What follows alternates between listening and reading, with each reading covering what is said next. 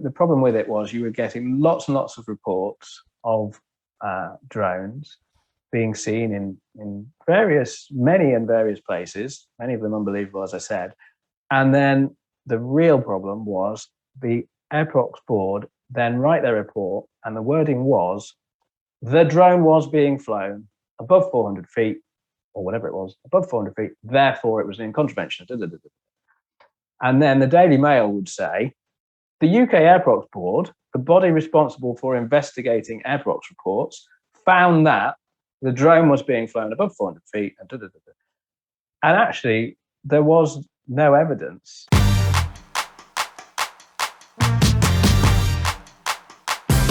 One of the things that FPVUK members and the wider hobby might not know about yourself is your connection with the Airprox Reality Check group. Could you explain to the novice what that group is? Sure, yeah. So let's explain briefly what an Airprox is, just in case you don't know. So an Airprox, certainly historically, is two manned aeroplanes or aircraft saying we nearly had a collision. So let's say, well, it might be two, a Cessna and a Piper. It might be a Typhoon jet and a hang glider. It could be anything of that nature. And perhaps one didn't see the other. So the report is from aircraft A about aircraft B, and it's all about sort of just culture. How can we learn from this? What can we do to stop this happening again? And flying, aviation in general, is pretty damn good at that. Yes. And this is part of it. And I totally support the UK Airprox board that does that work. What I say by do that work, if you have an Airprox, if you're flying your manned aircraft and you nearly collide with something, you file an Airprox report. That goes to the UK Airprox board, who meet once a month, and they go through each report, and they'll generally sort of get as much information as they can. So maybe they'll speak to both pilots if they've traced both pilots. They'll get the radar trace from the nearest LARS, low altitude radar service, and they'll try and work out what happened, who was where, what could we do differently, how could we improve this, etc., etc. And that's all great stuff. Unfortunately, or where sort of Airprox Reality Check comes in is as drones, model aircraft, drones specifically, multi-rotor drones, let's say, have become more prevalent and more publicized. Manned aircraft pilots have started seeing and reporting drone Airproxes. And in some cases, they're quite hard to believe. 28,000 feet, 22 miles offshore, for instance. And you're thinking, well, yes, that's hard to do. And of course, there's no corroboration because there's no radar that will pick up a drone, or not in common use. There's no the third party, the sort of accused party, the drone pilot, has never been traced in an Airprox, to my knowledge. Yes, so that's right. So this process, the usual Airprox process, sort of doesn't work for that scenario. There have been a few the other way where a drone has reported, Chinook helicopter or an Apache helicopter nearly taking them out on a beach, and that sort of thing, and that's also perfectly valid. But it was becoming, the problem with it was you were getting lots and lots of reports of drones being seen in various places, many of them unbelievable, as I said. And then the real problem was the Airprox board then write their report, and the wording was, the drone was being flown above 400 feet, or whatever it was, above 400 feet, therefore it was in contravention. And then the Daily Mail would say, the UK Airprox board, the body responsible for investigating Airprox reports, found that the drone was being flown above 400 feet. And actually, there was no evidence to support any of this. They'd never actually proven that a drone was involved in a single one of these drone airproxes. No, indeed, because of course you do normally have the situation, as you were explaining before, in manned aviation, where Cessna and Tornado have come into close contact. Of course, they can speak to both of those pilots. They have tail numbers and everything else like that. They have radar, so tracking both of those operators down is of course fairly simple. So they are able to make an assessment and say, yes, that Tornado did come into the airspace of the Cessna, and XYZ action needs to be taken. Whereas, of course, as you're saying, when it's 28,000 feet, 22 miles off the north coast, you don't have the drone operator in the room. You don't have that third party operator within the reporting system. So essentially, the Airprox board are basing that judgment on the information they've gained from one party, essentially. The whole sort of process doesn't really work, because it's, as you said, it's taken as read that there were two pilots involved. It is just, they don't even sort of assess that. There clearly were, and there is no mechanism in their process to say, well, come on, how likely is it that there was really a drone at 28,000 feet, 12, whatever it was, 22 miles offshore? Let's just strike this one off. So the key thing that we were trying to do was initially, is before we sort of formed a thing and put a website up, was just to get the Airprox board to change that wording to not give the Daily Mail the facility to make it sound like a government approved fact. Yes. By putting this Airprox board official report, one, it made it sound like a lot more than it was. It makes it sound like the Airprox board have got a team of investigators who have been combing through it's some guys who sit in a room once a month and look at the report and give their opinion about it. It's not like the AAIB who are calling through wreckage and doing all that kind of stuff. So it gives it this veneer of authenticity that isn't actually there, and the particular wording itself makes it sound like a fact. So to sort of skip to the end a bit, we've over 2 or 3 years gradually got them to soften that wording. And the first time I met the director of the Airprox board, got him to agree to put I can't remember the word, but I think it was like alleged. The alleged drone was at, or something like that. It was something that just softened it. And then over subsequent meetings, it's been softened more and more, and it's now sort of, in the opinion of the board, this situation portrayed by this report, and it really has softened it down. Absolutely. It removes the sensational headline literally being cut and paste from the report. Whereas before, as you're saying, the Daily Mail, etc., could just cut and paste the line, and there it is. This is in an official Airprox report. This is the headline. I think the general public would assume that's the vast majority are real, especially when they're reported that way. Yeah, and that was sort of the key thing. Unfortunately, it didn't get much press coverage, apart from yourself, perhaps. Thank you, but it doesn't sell newspapers quite like the way the Daily Mail would put it is, 300 people narrowly avoided certain doom, yesterday with a drone near Heathrow or whatever. So the way we've sort of approached it was we came up with a sort of a little scoring system where we'd look at, okay, where was the drone reported? How high was it? What was the wind on that day? What was the weather? Was it pouring with rain? Who saw it? Was it just the pilot, or the pilot and the first officer, or sometimes they disagreed. The captain thought it was a plastic bag, the pilot thought it was a drone. And I forget some of them now, but we went through this sort of scoring system. I think it was 13 factors that we looked at, and that gave it a sort of Airprox Reality Check score, we called it.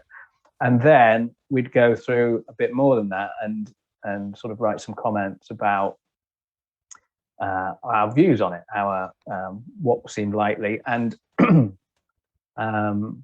one of the biggest hotspots for drone airproxes in the country is the London Wetland Centre. Oh. Yeah, it's got the biggest concentration of drone airproxes in the country. So we went and spoke to them, and they said, absolutely ridiculous. Drones are banned here. We've never seen a drone flying over our property, but we do have thousands of migratory birds, which might look a bit like a drone. So there's a few little things like that, but more than that, we started to go through ADS-B information. So if you're familiar with that, an aircraft will be transmitting its location, GPS location and altitude all the time, basically so that other aircraft don't collide with it for TCAS and those sorts of things. But there's websites like Flight Radar 24 where you can go and just see the aircraft on a map. And we used a similar system to that to get the data for that particular location. We sort of did a 20-mile square. So there's an airprox reported here. We'll look at this region all around it. And then we'll look at what else was in the air at that time. Okay. And sometimes you'll locate something that was in the air that matches within, reasonable tolerances what the pilot described. So, for instance, there was a 777, I think, going into Heathrow. So he's coming, basically coming from the east, coming down the Thames and going to Heathrow. And he reports seeing a large white cuboid drone with possible propellers on the top and bottom surface, but it may be an optical illusion. They were his words. Below him, sort of 200 meters or something of that nature. And we looked, and at that exact time, there was at London Heliport, which would have been directly in front of him, a large white AW139, I think they're called, the big Augusta helicopters, taking off from London Heliport, about 3,000 feet below. Big white, very sort of rectangular helicopter. The picture of it is in the report on the Airprox on our website, the Airprox Reality Check website. And if you do the maths, that he thought he was seeing a square drone here. Can you see this? He's here and he's here, and he thinks he's looking at a drone quite close. But if you sort of extrapolate that down, absolutely, a sort of 10 centimeter thing here looks like a 10-meter thing down here. Absolutely. It's a bit like the Father Ted cow scene. Yeah, very close, far away. And it's a similar idea that, and if you track what this helicopter did, you see it took off, it tracked forward along the Thames, and then it peeled off to the north. And that's sort of exactly what the pilot described. Yeah. So there's a few things like that where you're able to say, well, could it have been this? It's an interesting one there where you talk about perception, actually, because one of the when we were looking into this, and it was actually Airprox Reality Check that prompted me and the channel to look into this side of things a little bit deeper. We opened up on Facebook, on Twitter. We actually invited manned aviators to answer a few questions for us and give us their experience of drones.